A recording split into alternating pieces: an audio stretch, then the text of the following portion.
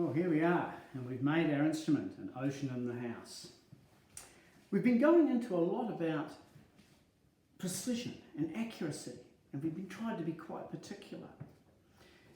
Now, this whole idea that there's not a precise and accurate measure is a foundation stone, a keystone to the whole basis of good science.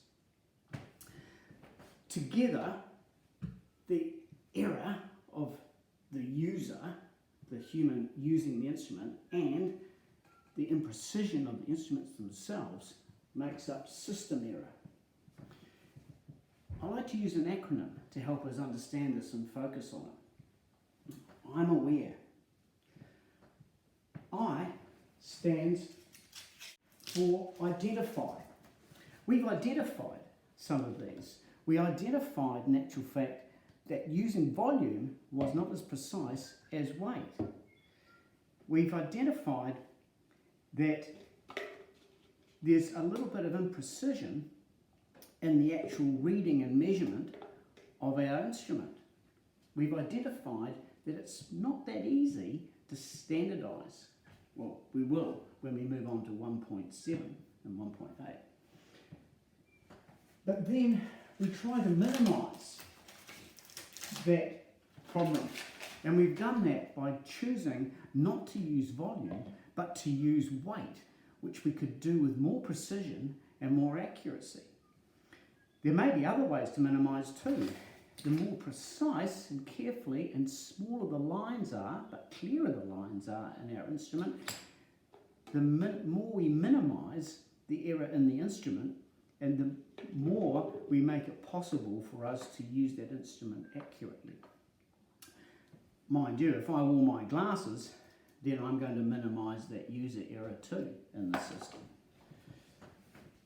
We've got to also be careful that we are aware of the assumptions. We've assumed that putting this table salt into water in a measured amount is the same as the seawater, but it's not.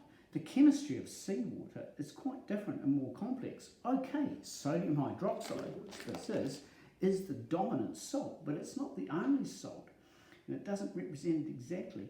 Also, we've added the 35 grams to the 1 litre or the 1 kilogram, 100,000 grams of water, but in actual fact, if we took a precise volume of seawater, 1,000 millilitres, and weighed it, we would find consistently that the weight is less than 1,035 grams. In fact, it might probably be only 1,020, 1,025, 1,028. All right.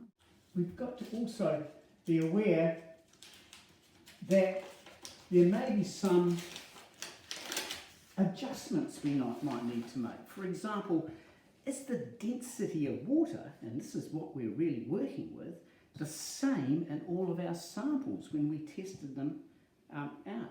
Is the density of water affected by other factors? It turns out, and we'll be looking at this when we move on to the next topic, temperature, that temperature affects density. You're already sort of aware of this yourself. You know that in the freezer, that ice, if you take it out and you put it on water, will float. So solid water has less density than liquid water. Does the change from warm water to cold water affect the density? We've got to be aware of it, and maybe we have to make an adjustment to our measures that takes that into account. Whatever we do, we should write down what we're recording in terms of, and what we're thinking about in terms of these errors, and what we're noting about these errors, and how we're doing these things. And as we write it down, we have to ask ourselves the question, does it make sense?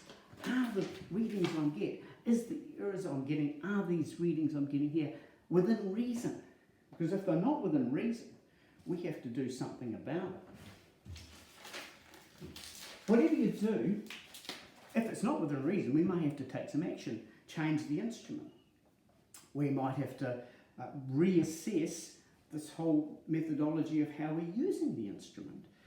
But don't let it block us. We shouldn't let this concept and idea of system error block us. We've still got to take action, and we can take action and get some good data and good science as long as we stay aware of this system error.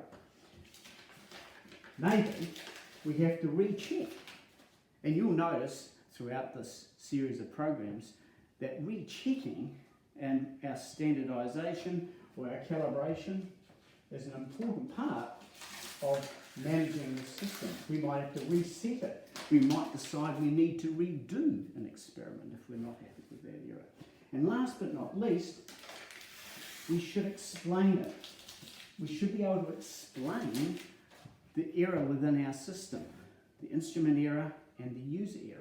We can not only explain it, but when we report on it, to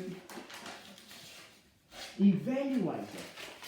You know, how much is this impacting upon the reliability of our data? And this together, identify, minimise, adjust, within reason, right, action, reset, redo, recheck and evaluate and explain make up the foundation to our awareness, being aware of system error. You'll meet this time and time again. And you can watch a small video in 1.10 with Linda, science technician, who deals with this every day of her working life.